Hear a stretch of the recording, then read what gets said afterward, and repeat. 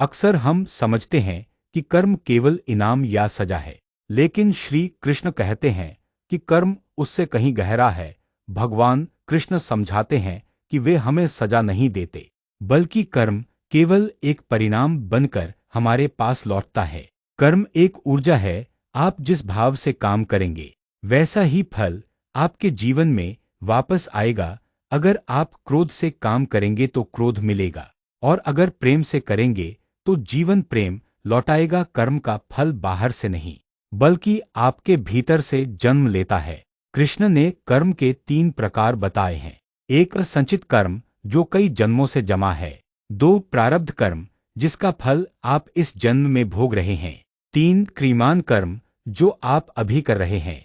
सबसे महत्वपूर्ण बात यह है कि केवल वर्तमान का कर्म ही आपके हाथ में है। अपने इरादे साफ रखें, क्योंकि साफ नियत से किया गया कार्य हमेशा सुंदर परिणाम देता है। जब आप अपने कर्मों को भगवान को सौंप देते हैं और फल की चिंता छोड़ देते हैं, तो कर्म बोझ नहीं बल्कि आपकी मुक्ति का मार्ग बन जाता है।